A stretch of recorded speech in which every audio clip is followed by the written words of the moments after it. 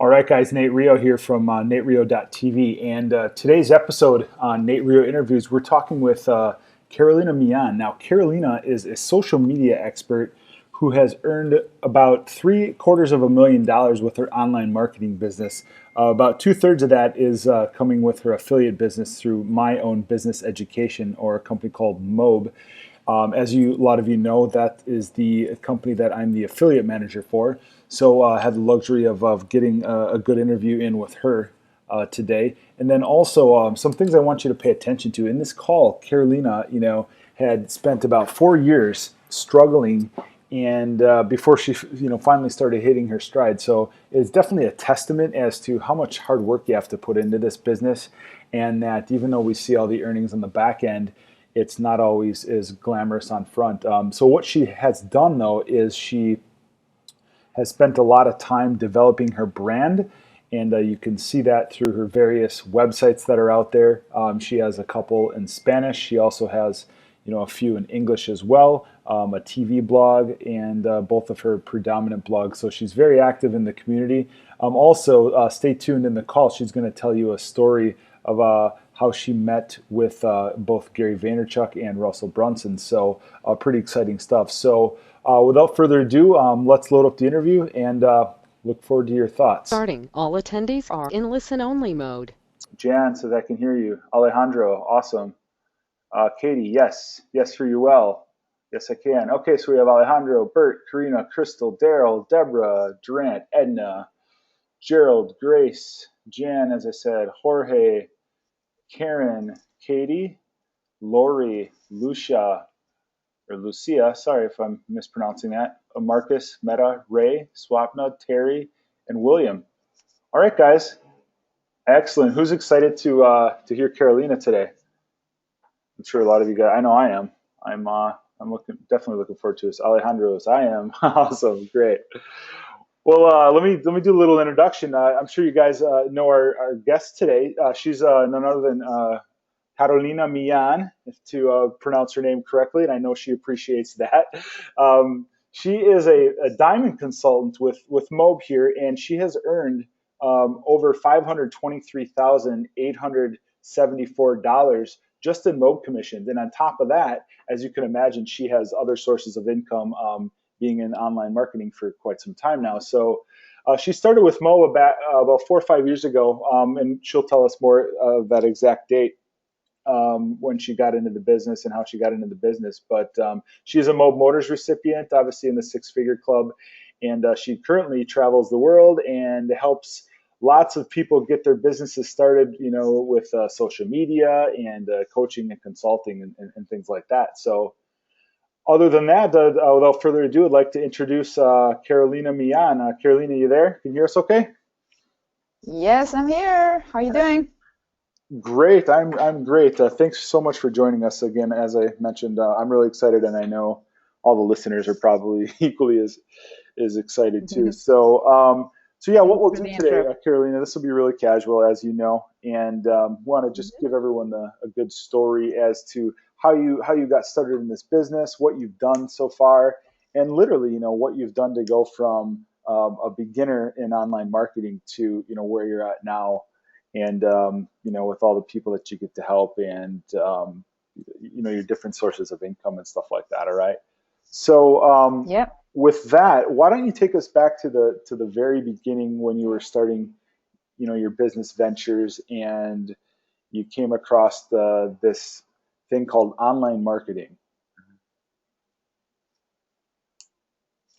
Yeah, so the very beginning, that would be 2008, and I was at my first job. Actually, I was only 6 months in my first job. I had just graduated from university as well. I studied business at university, and so I remember thinking that my first job was going to be the synonym for freedom, but it wasn't. Yeah, so 6 months into my job, it was interesting because I wasn't really looking for an opportunity. It just came to me. Somebody presented me with an MLM company at the time, and when was a colleague actually. And when she told me about it, I was like, oh yeah, that sounds interesting. I could do that. And so I signed up and didn't really know what I was doing. And Right. obviously she didn't know what she was doing. So she just told me to, you know, make a list of people. And it's funny, they still tell people to do that. I don't get it, but they do. To make endless lists of everybody you've ever known, from, you know, school, your family, your colleagues, Yeah. and invite them to a hotel meeting, you know, all that stuff I did unsuccessfully. And this was September of 2008, actually, and shortly after I signed up, there was a financial crisis. Yes. It was like literally 2 weeks after I signed up. So nobody wanted to, you know, invest in anything. So it made it a bit harder with the currency also. The dollar just spiked. It went really high. And so it was really expensive for me to buy stuff in dollars. And I invested in the business in dollars. So it was pretty bad.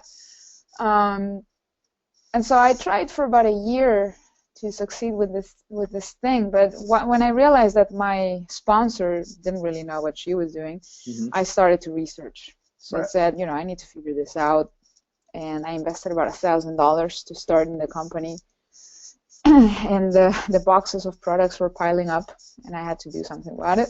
Yeah. So that's how I found internet marketing. I just went on Google. Okay. And I think I don't remember. I think I looked up network marketing or something like that. And people like Mike Dillard came up. Yeah. Mike Dillard and Sig came up in the results, and I just started following them, signing up for their newsletters and, you know, buying their ebooks and stuff. And that's how I got into internet marketing per se. And then it was through them, especially Mike Dillard, that I got into social media.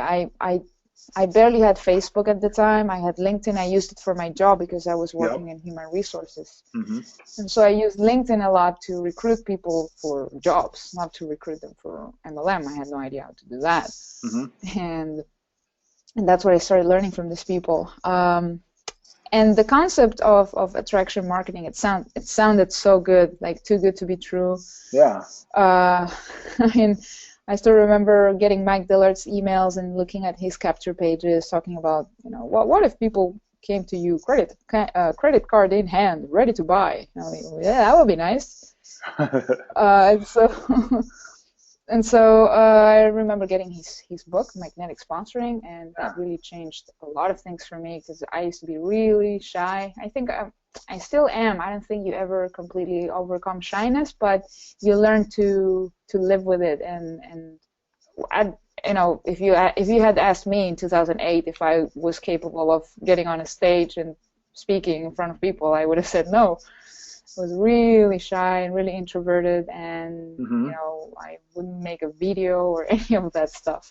Yeah. But these people made you do it, so So I had to do it. I just had to start doing it, and then 2009 I started hitting, you know, I started doing really well with social media, with my personal brand, but still not making any money. I was just at my job, and so I started to get a lot of traction with that. With social media, I started to draw some attention from local newspapers because I was getting a lot of followers, especially on Twitter. That's what I was doing the most. Getting, you know, branding myself, just focusing on my brand and not so much focusing on selling anything. Sure. Just giving value. And it wasn't until 2010 that people started to ask me, hey, you do social media, I would love to, you know, have your advice or have you help me with my business, branding, blah, blah, blah. And so I figured, hey, maybe I could do this. So that's when I quit my job. I quit the MLM company too, because I still couldn't figure it out. So I just quit that and quit my job too. And I think I recruited 2 people in like a year and a half for that MLM. But it was a great learning experience. I'm very grateful for that failure, because if I hadn't jumped into that, I wouldn't be here. Exactly. I don't know where I would be. So I'm very grateful for that failure. It was the best decision I could have made at the time. And then it was half 2010, and then I started working as a social media consultant with small businesses in Chile, mostly locally, and then it wasn't really until 2012 that I made money online. So I spent 4 years trying to crack that code. I had cracked the branding thing. I had media attention. I had opportunities that way, but I still wasn't making that income, the make money while you sleep type of thing. Yeah. That I still knew was possible. And then 2012, I was between two things. I was still doing my own thing, and then started working with some digital marketing agencies in Chile, and then working with local brands, big brands locally, and then that's when I found Mob. Was at the end of 2011, and I signed up in February 2012. So that sounds like so long ago. And I found Mo through Jonathan Budd, actually. Oh, right. Okay. Interesting. Yeah, that's how I found it. Yeah, I was on his list because I was signing up on everybody's list. I was on everybody's list. I think I still am on all of these people's lists. Mm-hmm. So he introduced Matt, I remember, and I had tried other affiliate marketing before. I think at one point I tried ClickBank without really knowing how to do it. I tried ClickBank again last year with a friend, and then it did work. So ClickBank does work, but it takes a lot of traffic and a lot of work. So that's the only problem with it. But when I discovered Mo, it was like, okay, this looks like something that I can really do without busting my ass off that much, because you do have to work pretty hard, but the rewards are awesome. So I remember talking to him on the phone, and he was the only sales guy in the company. He was the only person in the company when I joined Mo. It was basically Matt and Atar, his assistant. And right. So he sold me the license program, and that's how I started. And then I got actually Brian Price was there too, so he started coaching me, and that's how I got my first sale, probably after 4 weeks, or no, actually it took me about 3 weeks to get my first sale. And at the time, everything was very different. We didn't have that many things to promote, and so you didn't have that much choice. So I was promoting one thing or two things, Mm-hmm. and then I got my first sale. And then after I got my first sale, that's when everything just started to move up, and then I finally, I could say, oh, okay, finally made my first dollar online. Yeah. And that's the long story. My first year I made 20,000, and then my second year I made how much did I make in my second year? Probably 100, and then 200, and then something like that. You do the math. Okay, sure. But my first year was I took like this huge jump between my first year and my second year. And you can ask me why if you want. Yeah, absolutely. I think that's key. A couple things that I'm hearing right away, and I think a lot of people, this is very inspiring for people just getting started. Is so you put in the groundwork, for a few years, and it did take you some years to get that traction going and to really kind of understand the layout of the business. You know, and you were working on building your brand, so it's not like Carolina Millan with all of your you got all of your 3 websites and all that just kind of happened overnight. That was kind of a work in progress. Yes. So to go back to the question you had for yourself, which is a great one. Yeah. So how did that happen, and how did you make that? The thing that made the whole difference was when I upgraded to titanium and platinum. It was my first year. I refused, literally refused to upgrade. Like Matt was constantly asking me why I wasn't upgrading. When are you gonna upgrade? And I was like, I don't know, someday. And so I was making maybe 2,000 a month or 1,500 a month, or some months nothing. Yeah. And then finally, it was, I still remember very well, it was April 2013, so I was already with the company for a whole year Okay. when, I don't know who convinced me, I don't know if it was him or someone else, but somebody convinced me to do it. And You're a tough so cookie to crack sometimes, aren't you? Yeah. you can Yeah. ask Matt, I'm pretty tough, yeah. Yeah. I'm a tough sell. Yeah, I think I picked that up on So, one of your videos sometime. That's why I'm saying that. You're like, yeah, it was the hardest one to convince. I'm very skeptical. So no, yes. yeah, no, that's a good story. So yeah, so you started off, and you were doing the business and having some success, but you weren't quite ready to upgrade. No, I didn't feel ready to upgrade. I was intimidated by, of course, the investment Sure. and I wasn't looking at the big picture. I was just looking at the investment I had to make. I wasn't looking at the money I was leaving on the table Oh. until, I started to see those pass ups Hmm. going through, and I'm like, oh, damn it. So I passed Right. up about 19 grand Oh wow. before. Yeah. So then the month that I upgraded, the next month immediately I tripled or even quadrupled my commissions from one month to the other. So Okay. it made a big difference. Yeah.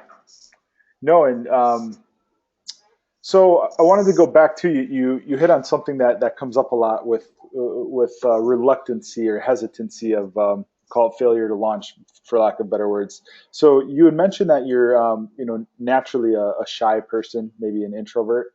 Um, what do you think? Because if anybody, in myself included, when I see you and what you've done very well is I feel like I know you.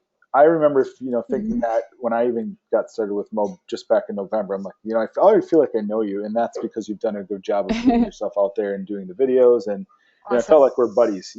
So what have you done to kind of get over that, or just to start putting out the content, whether it's videos and just putting yourself on screen, for lack of better words, and in front of people. hmm Yeah, it was tough at the beginning, and actually, I always tell people they can just go to my YouTube channel and go way back to my earliest videos. And first of all, they'll find videos, kind of embarrassing ones where I'm just singing because I used to do music covers, but way back in 2007, before I would ever think about using YouTube for anything else. I've That's been on awesome. YouTube before Google bought it. I've been on YouTube since forever, Oh, but I good. was Okay. just passively there, just watching videos, and then I started uploading videos of just music because I play the guitar Yeah. and I'm an amateur. I don't really Cool. sing. I'm an amateur. But I was like, okay, I'm just gonna sing. I don't care. So I recorded some music covers. But then if you skip the music covers, you'll find my first video where I actually show myself, because when I was so shy, I mean, I overcame, okay, I'll have the whole world listen to my music, but I'm not gonna show my face. So they're just slideshows with some photos of my favorite bands. But then I remember it very well. Um, when I made my first mob sale, I was on one of the Facebook groups, one of the mob Facebook groups, and I posted, "Oh my God, I got my first sale!" I was so excited. Right. And Andrea Goodstead, some of you guys will probably know her. She's Yeah. also a mob veteran, like I Hmm. am. We've been around forever. She told me, make a video, make a video right now before it cools off. Right, do it right now that you are with, the good feeling. And Hmm. so I did it. And I actually did a video of myself right after I upgraded to the MLR program. So Oh, right okay. after Matt sold me. And then I made a video right after I made my first sale. So I made those videos fresh. I had no idea what I was doing. They're terrible videos, terrible lighting, terrible everything. I was still living with my parents. So I was in my room. And no, wait a second. No, I wasn't living with my parents. It was 2012. No, I wasn't. No, I had already moved out, but for some reason I was at my parents' in both videos. Okay. No, I moved out in 2010 actually. So I was still very shy. Actually, my voice in those videos, everything is bad. But what did I learn from that? That it didn't matter because nobody criticized any of the things that I was criticizing in my head. Hmm. Yeah. When you start looking at things the way you look at them, and then you don't realize that other people don't care about those things, they care about the message. Yeah. And then and then I just started watching other marketers do videos, and I started to get inspiration from their confidence and the way they did their videos. And I figured, okay, if I just find my voice, if I just imagine that there's a friend at the other side of the camera, and just when I'm doing a video, just pretend I'm talking to a friend, to somebody I really care about. Yeah, that's key. And yeah, that's key. And then just stop all that self consciousness, and just not care about whether your hair looks good or not. And just make sure the audio is decent and the message is good and true. Just be yourself. I'm just myself most of the time. I don't, sometimes there are bloopers in my videos that I don't edit out because I think that's part of the whole thing. That's great. Yeah, they want to see that you're real and that you're human. Exactly. No, that's good. Yeah, and some people think that to make a video they need to have 3 cameras pointing at them and have super editing skills or whatever. All I do, I just add some music and I cut the beginning and I cut the end, and that's it. So there really is no excuse. And then, when I realized that people weren't paying attention to the silly details that I was paying attention to, yeah, I got over it. I got over the fear. And now my problem is not making videos. My problem is uploading them, because I have too many videos that I make, and then I don't have enough time to really choose the best one and upload them. I have so many. So yeah, it really is. Fear is just an illusion. It's mostly just in your head, and people are gonna love you if you're honest and yourself. That's it. Great. Now. So now lately, as you know, we've seen you in the leaderboards on various contests and things like that, and you're obviously at that point now where you're kind of cruising along. You have a lot of passive income coming in from the groundwork that you've laid. But I think what's really interesting and what really interests me, and I think a lot of people will like this too, is lately you've been with all of the hard work that you've put in, you've been able to elevate your celebrity status, so to speak, and you've gotten some pretty good interview candidates in the past few months. I've noticed, you've done interviews with the likes of, Shoemoney, and I'll let you tell the story on that, and then also Russell Brunson, who's a very amazing marketer who's been around, and then also Gary Vaynerchuk. So now maybe some of our listeners don't know that, but maybe you can go through some of those stories that you've had with meeting those guys, and a little bit about them, and to how you've gotten yourself to this point now where you can make these relationships and have these conversations with these types of people. Absolutely. The other thing I discovered early on was the power of proximity.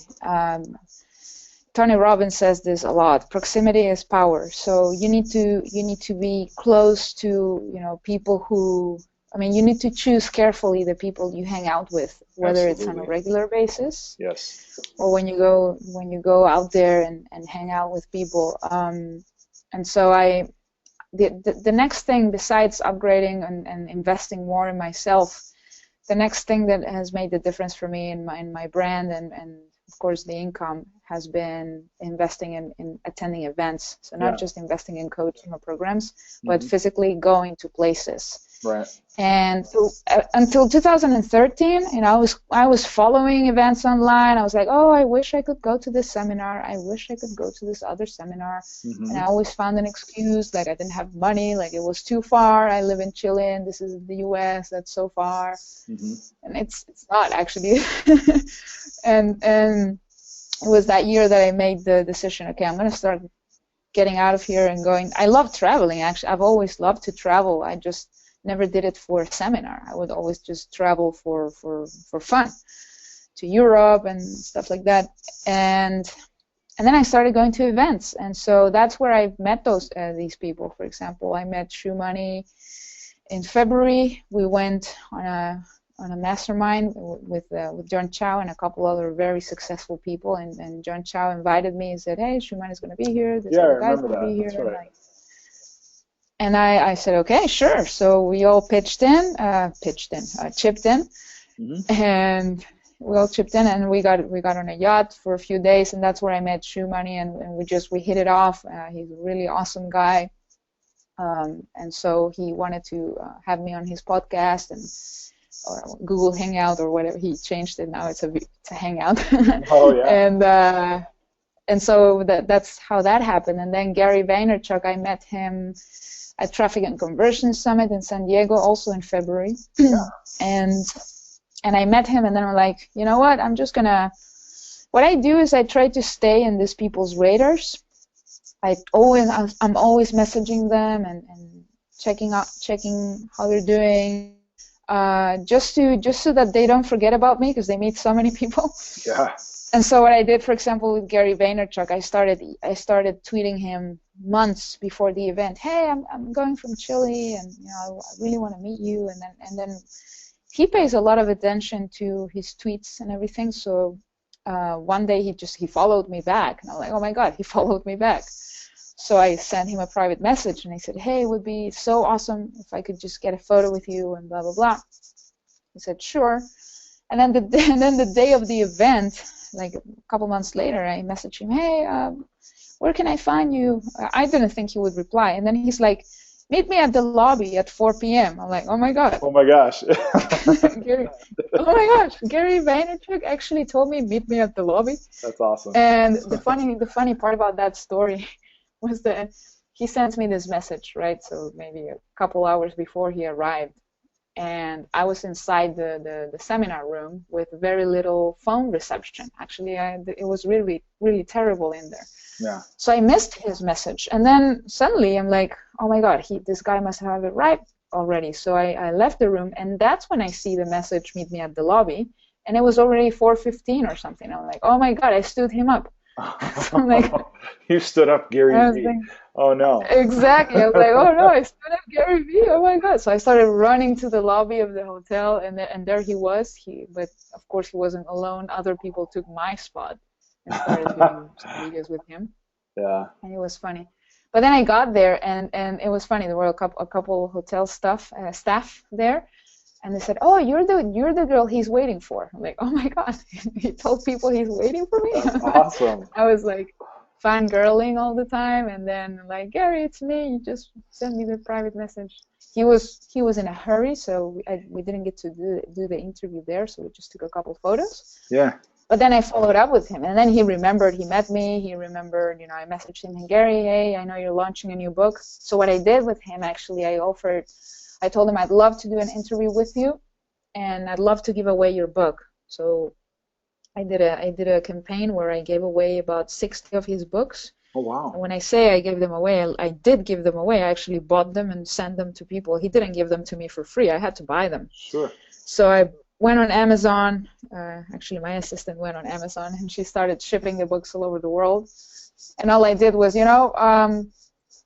for me, it was an investment. I didn't look at it, oh my God, I have to buy all these books. Absolutely. It was an investment in my branding. And so all I did was ask people, hey, just pay the shipping. So I just collected shipping from people, and I bought the books and sent them to everyone. And so that's how I got the interview with him. And now that's, I haven't even exploited that much. I'm going to do, a paid ads campaign on Facebook targeting his fans. And that way his fans get to know me, so. Yep, power of association. That's why it's an investment. Proximity, yeah. There you go. Exactly. That's what it is. And then people like Russell Brunson, same thing. I just started getting on his radar. Of course, buying his stuff. I went to his event. I actually met Russell Brunson on a cruise in 2015, the Marketers Cruise. Oh. And I met a lot of people. Michael Same was there, with Dave Van Hoos, Right. Russell, all of his crew, a few other people were there. Mm-hmm. And that's where I met him. Again, we also hit it off. We got along really well. I did a video with him. He was also launching a book. So again, the same thing. I promoted his book. So in the end, what you need to do if you want to, get attention from people like this is just serve them, do something that will serve them, and don't just try to, hey, can I interview you just out of the blue. What I did with those guys was, hey, I'd love to promote your book. So I promoted his book, and so he was more than happy to do the interview with me. And then the same with a few other people, like Ray Higdon I also interviewed. I promoted his program shortly after.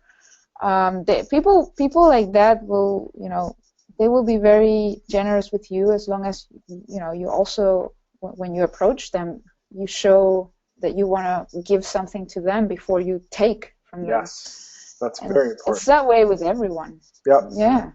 Matt So Lloyd tells that story too. He and you had mentioned Jonathan Budd, and that was the same thing he had to do. He, when Matt was just getting started, he says you have to somehow make them money, don't, because everyone's always trying to take, because of their celebrity and the income that they make, and so everyone wants to take. But the way to get someone's attention is to give and show them how you can make them money, and then you'll catch their eye. So he did that with Jonathan Budd, and then it sounds like you caught on to that. Wow, so those are great stories, and so for those of you who don't know, Russell Brunson is done a lot in this industry, as well as Shoemoney, and and obviously Gary Vee with the following that he's amassed with social media. So you've really done some awesome things in the past year with just the three of those guys. So that's exciting. It is, and all of it has come from just going to events and actually meeting these people. That's it, exactly. Yeah. We tend to sit in front of we're behind our computers, for these hours on end and try to get stuff set up and say, I wish I knew the answer. But at the end of the day, it is a social business, and it's business basics of meeting people and creating those relationships, and getting on the phone, and now we have different methods of communication. Obviously, you have your Twitters and your Facebooks and stuff like that. But just making those relationships, and then taking action, putting all of your content out there, and creating that following and that excitement. And that's absolutely what you're doing, and I think that's why you've taken off. So that's cool.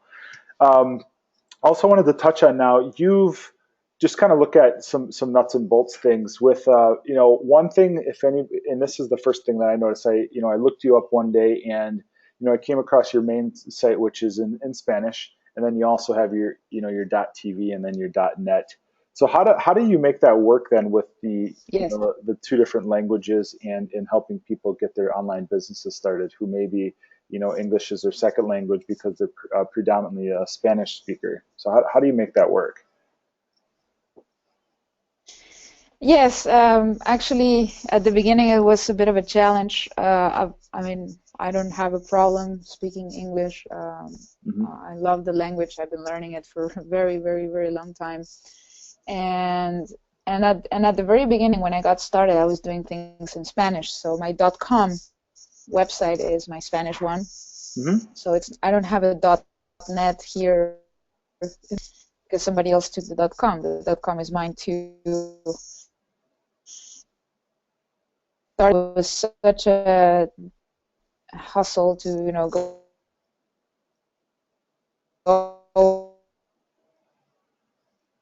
red.net, and I started doing things in English in 2012, and I continued to do both things. But at one point I realized I was doing better in the English market, and so I focused a little more on the English aspect. So if you go to my YouTube channel, if you go on my Facebook, you'll find a lot more content in English than in Spanish. However, what happened was that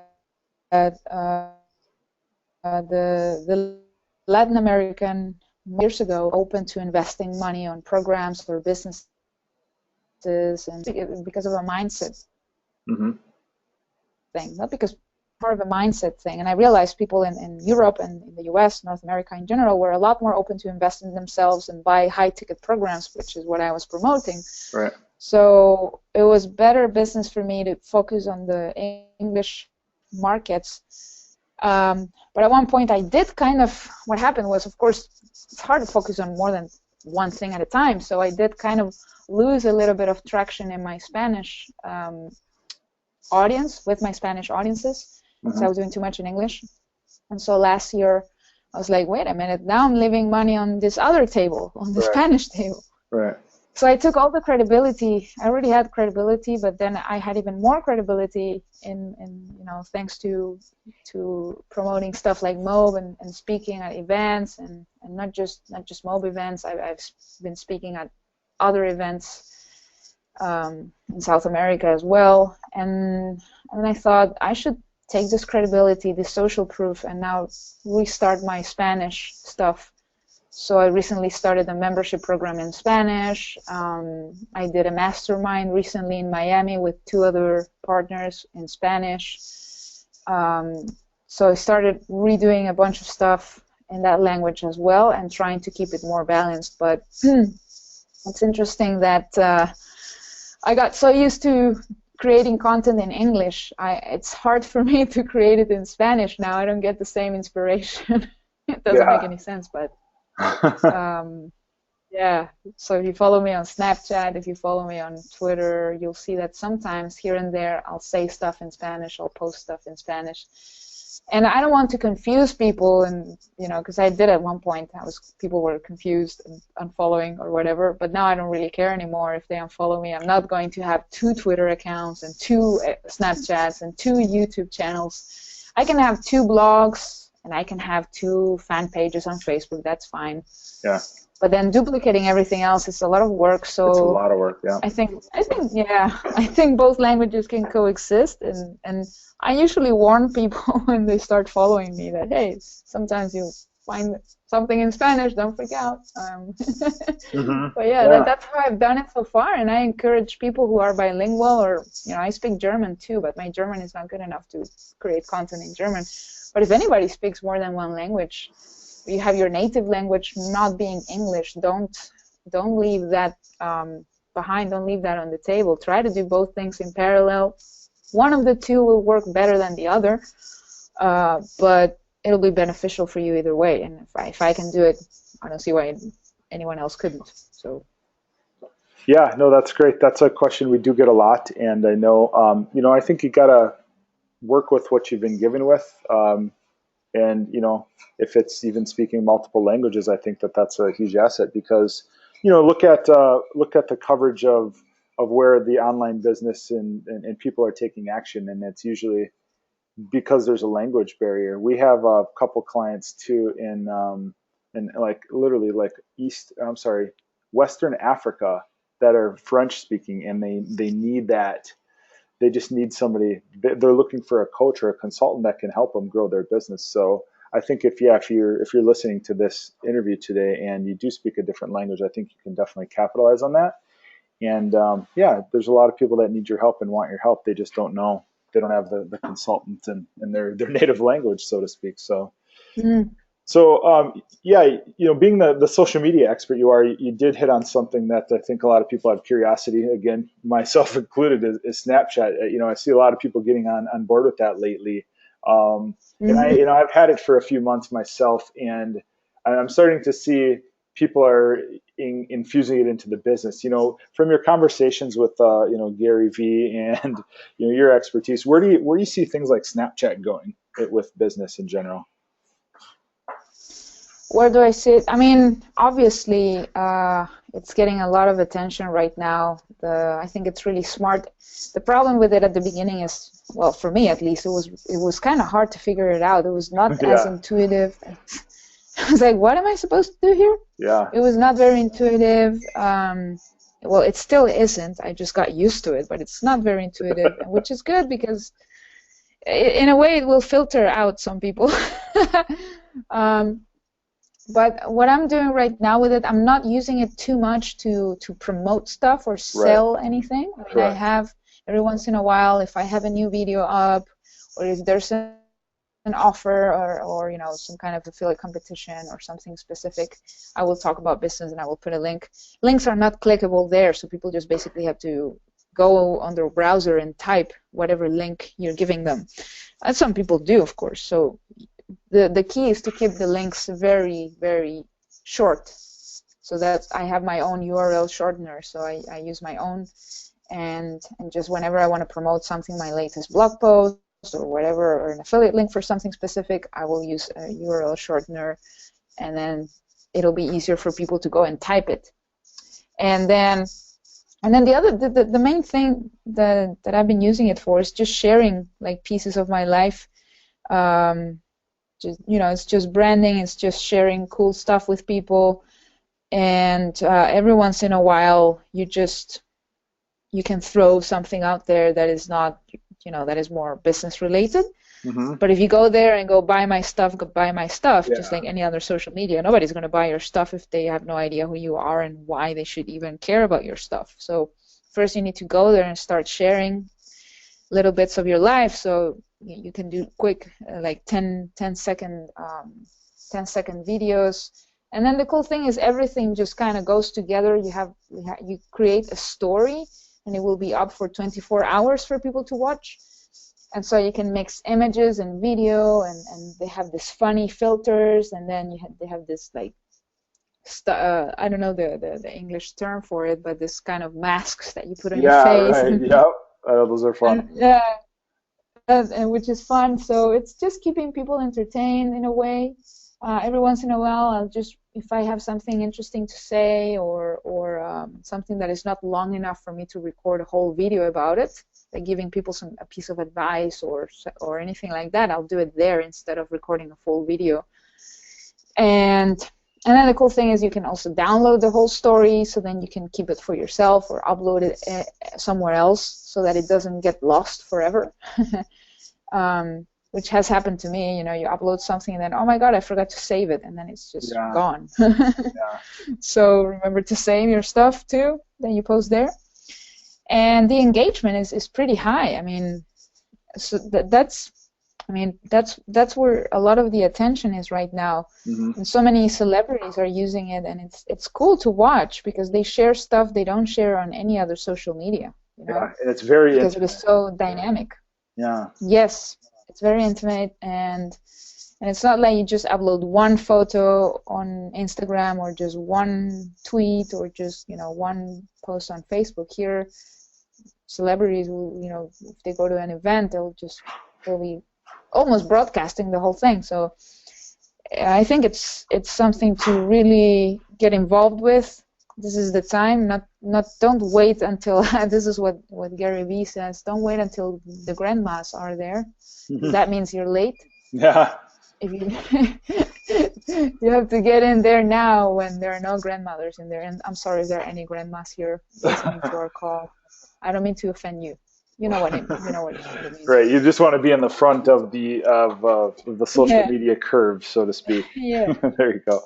So exactly. with we got a bunch of questions start going in. I think that'll we can start getting into those. So guys, if you have questions, go ahead, throw them in the chat box. I'm going to start looking here, and we'll get those answered here. So again, we have Carolina Millan from Chile, and she's an online marketer and has done. So real quick, I was kind of throwing out some numbers. So how much have you made if you were to total your earnings in online marketing in general? And then you can break it down for how much of that was maybe with Mob, and then how much with your other income streams. Do you have those figures, or do you mind sharing those? I don't have them like exact figures. I mean, I'm pretty bad at keeping the exact numbers. Mm-hmm. But I think if I put everything together, I mean, it would probably be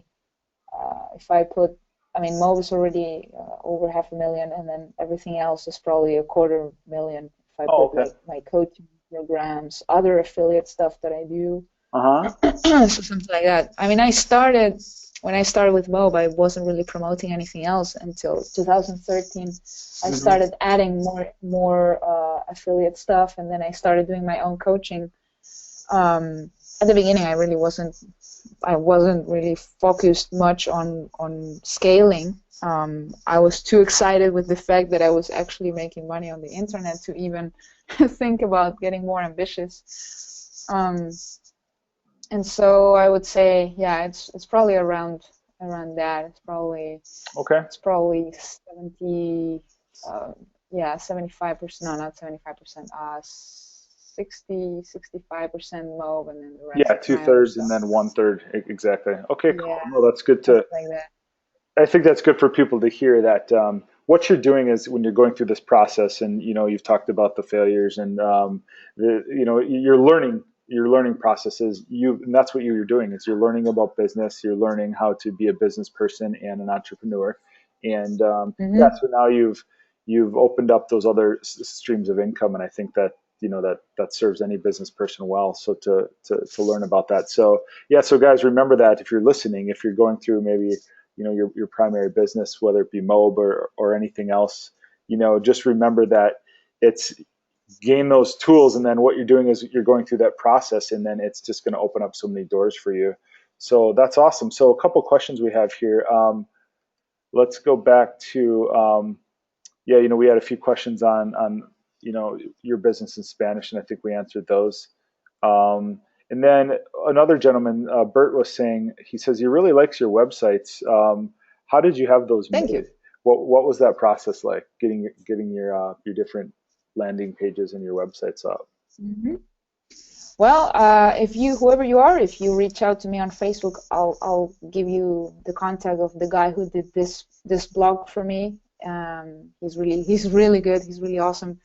At the beginning, I used to have very basic websites. I mean, if you went back to 2012, I had actually my Spanish website was terrible because I had focused on the English market. I completely what is the word? There is an English word for this.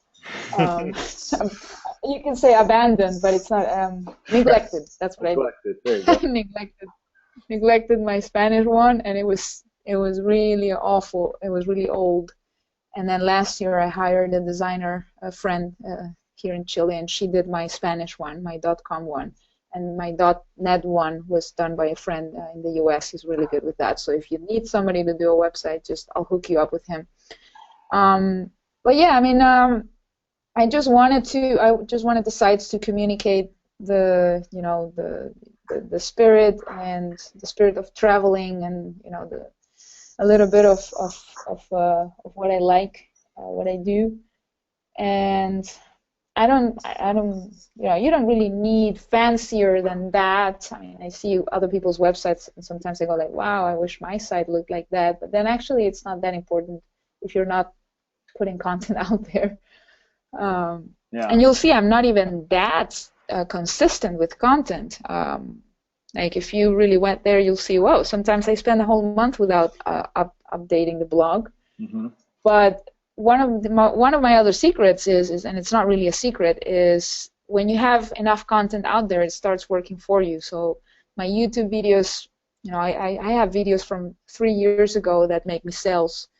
Even though they're old, there's bad sound, bad lighting, again, all that stuff that people don't really care about, but I do. Right.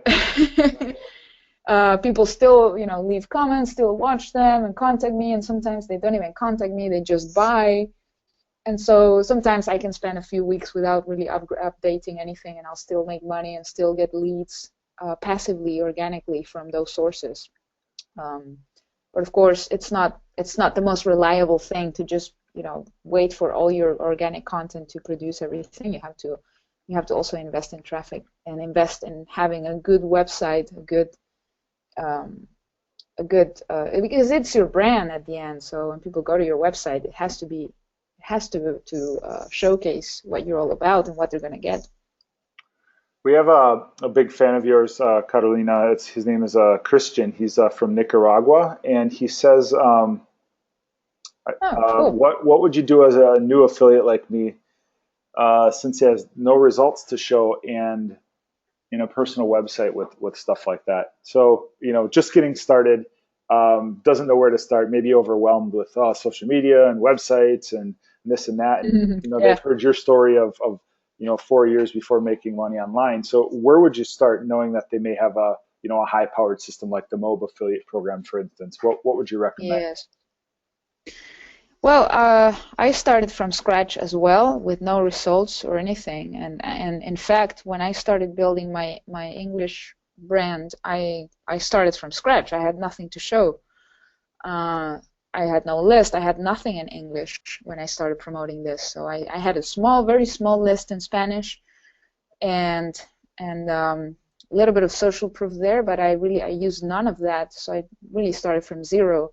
I had never invested in paid traffic before, until 2012. All those other years, I hadn't really dared invest in any paid traffic, but when I did, that made the difference. So when you do paid traffic, you don't need anything. You don't need any social proof. You don't need, because you're attracting people outside of your circles. Right. Your social proof will be useful after that. But to get my first sale, I put up an ad on Bing ads, and that's how I got my first sale. I didn't even have my own capture page at the time. I had no idea what lead pages and ClickFunnels. Well, they didn't exist actually. Yeah. So when I started, there was no ClickFunnels, there was no lead pages, there was no mob sites or any of this easy stuff. The closest was Optimized Press, and it was hard to figure out, and I had Optimized Press. Yeah, that was the first version. I remember that too. That was not as easy as it is nowadays, man. Not as easy, because you didn't need to code, but it still required some skill. Yeah, and I had a tough time figuring that out. So now, I mean, if I was starting now with all the tools you have now, it's just so easy. You just grab a lead page or whatever, and just send paid traffic to it. And then the other thing is, if you something even better is to start making videos. Just start making videos, sharing value, sharing experiences, and telling people you'll help them. And to be honest, very, very few people ever ask me how much I make, how much I've made. When people ask me that kind of stuff, I immediately realize they're not a good prospect, because they should not be caring about how much I made. Yep. They should care about how much they can make. Yep. So usually the people that ask me that question, they would either go with someone else, or we would just not click, because I don't like people like that. Yep. I don't want them on my team. Yeah. So you don't need to stress about not having any results to show. Also, because there are just so many people who already have results with the same thing you're promoting. So you can leverage that, and that's what I did at the beginning. I was leveraging what other people were doing, other regular people were achieving, and again, almost nobody asked me, "Hey, so how much did you make with this?" And if anyone ever did, I would just say, "Hey, I'm just starting out, just like you, but look at what these people have done." And then, if they were good prospects, they would stick around. If not, they would just go and, whatever. There are plenty of other people out there who will identify with your story, with your message, with your content. Yeah, the key is the leverage. You always want to be thinking in terms of leverage other people's results, leverage the little results you get on the front end, and then it's like a snowball. You just have to keep rolling it down the hill, and before you know it, it's got its own head of steam, and it's kind of picking up more snow as it goes without you putting any effort into it. So leverage. And there's some relationships. Yeah, I mean, there are a lot of people who overlook their own results because they think they're not enough. So sometimes I talk to people who come to me to help them, come to me for coaching, and they say, well, so I ask them, hey, so what results you got? Well, I made $1,000 commission. And I'm like, okay, did you make a video about that? No, because I don't think it's a lot.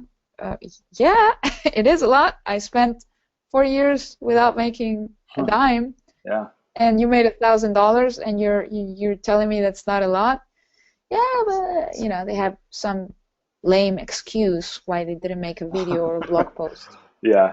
And then even if you know how to generate a lead, that's already something a lot of people don't even know how to do. So if you know how to generate leads, that's already something you can show people. And I mean, there's so many results that people overlook because they think they have to be making $1 million to be worthwhile, and that's not true. So at this point, in your career of entrepreneurship, let's call it, you do have a lot of irons in the fire. So as we mentioned, you have a lot of different, sources of income. But when you're getting started, how important do you think it is to focus on the one thing until you master it before you start, seeking out these other opportunities? Because as we all know, there's the shiny object syndrome, and we feel like we've got to keep jumping. Maybe it's from different opportunities or different affiliate programs. How do you think how do you handle that now, kind of looking back and seeing, when you're losing focus, how important is that to Yes. focus on the one thing? Yes. Definitely, definitely focus on one thing at first. That's what I did. Hmm. I saw and I still see a bunch of shiny objects flying around. I get people contacting me all the time Hmm. about the next big thing. Hmm. And hey, you do so well in this thing. Why don't you promote this other thing? And I'm like, Hmm. exactly. Why do I need to promote this other thing if I'm doing well with this thing? Yeah, But for me, it's like once you build an income source to a point where it's kind of sustaining, it's automated. sustains on its own. Hmm. Not necessarily automated fully, but you already know exactly what you need to do. You already know, okay, if I place this ad, I'll have this many leads, and then I'll have this much money from that. So you know exactly what to do. So it's automatic in a way that you don't have to think so much. But there's always going to be work involved, and Yes. of course you can outsource a bunch of things, but you Hmm. don't outsource yourself. So you Right. have to be present at some point. So once you have some results to show for in one thing you're doing and you feel like it's running good, smoothly, there's predictability in it, Right. and you've scaled it up, then you can. What I did, instead of going after things that were similar, I started going after things that were complementary. So I became an affiliate of lead pages. I became an affiliate of ClickFunnels. I started promoting hosting. I started doing joint ventures with people who do web design or website development. So I started adding stuff that were complementary to what I was already doing, instead of adding things that were, what is the word? Yeah. Clashing, maybe. I don't. If I Absolutely. promote two things that compete with each other that much, Right. yeah. Yeah, exactly. So it wouldn't make sense for me to go and promote Empower Network, for example. I don't Right. see how that would make sense to me. Right. To some people, maybe it does. Um, to me, it doesn't. So instead of going after other big companies, I just start adding my own services, my own coachings that will help people who are in any program, in any company, in any business, and whether it's online or offline. And then just become an affiliate for every tool that you use so that it pays itself. So whenever I sign up for a new tool that I'm going to use for the business, I figure out if I can promote it also. So then I can recommend it to people that join my team or to my clients or stuff like that. So don't think that because there's some new hot opportunity you need to jump into it. Focus on getting results on what you're currently doing first before you add more stuff. Yeah, that's good advice. It is, and we've all done it when we got going because you're trying to find that good fit, and yeah, so that's really good advice. So, all right, well, Carolina, I appreciate your time today. It's we're coming up on 1 hour here, and I know you're super busy with your business, and but we really appreciate you spending time with us today. The listening audience, and Very welcome. you've given a lot of insight and some things that I'm going to personally implement myself. And I think that a lot of people can take some of the information that you provided and give them the confidence Yes. they need to Yeah. keep their businesses moving And forward. don't hesitate to contact me anywhere. I always check all my private messages. Maybe sometimes they take a while to respond, but I reply to everyone. If you have questions, if I can help you with anything, just reach out. I'm happy to help. Yeah, what's your Twitter? Um, What's your Twitter handle if people wanted to contact you there, for instance? oh, it's my name. Same at Carolina Millan. Awesome. Double L. We'll put that in the Yeah. chat box. And Yes. excellent. Same with Well, Snapchat. Same with everything. very, very good. That's Consistent. Yeah. very easy. So you Yeah. guys know where to find her. So get on Facebook. You can search for her, and then I'll put the her Twitter username here in the chat. Well, again, I thank you so much. It's great hearing your story, and I look forward to chatting with you again in the future. Okay.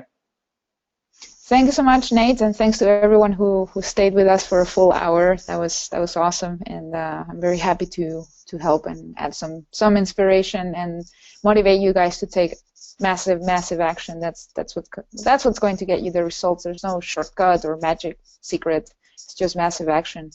Excellent. Awesome, Carolina. Well, we'll talk to you soon, okay? Thank you. All right, Good take care. night. Good day. All right, so there was the interview with Carolina Millan, and some of the important things that she talked about there in the interview with me was she is an affiliate marketer, and she didn't start earning her big commissions until she positioned herself. And what that might mean to a lot of you, if you're not really sure what that means, is with affiliate marketing, there's a lot of different programs you can get into out there. And the reason why a lot of people fail on the front end is because they're selling low ticket items. So, for instance, if you guys know my story again, I started with a company called ClickBank, who I'm sure many of you are familiar with. And with ClickBank, a lot of the products out there are only paying you, maybe 27 to 37 on the front end, and all the back end commissions then are going to the vendors. So what we both do is we're part of a high ticket affiliate marketing program where we're not only getting 90% on the front end from a $49 sale. So on the front end, we'll make a sale of $49 and we'll get $44 of that. But then we can actually get commissions up to $15,000. So you can see more of those examples on the TV blog at naterio.tv. But if you're at a point in your life in your affiliate marketing career where you're maybe not making as much commissions as you want to, or you're looking for a solid online business that's working for baby boomers and retirees and things like that without a lot of technical skills, this is something that a lot of people are getting into. So if you do want more information on that and you want to have that conversation, go ahead and head over to partnerwithnaterio.com. Otherwise, tune in for next episode of Nate Rio Interviews, and thanks for tuning in. We'll talk to you soon.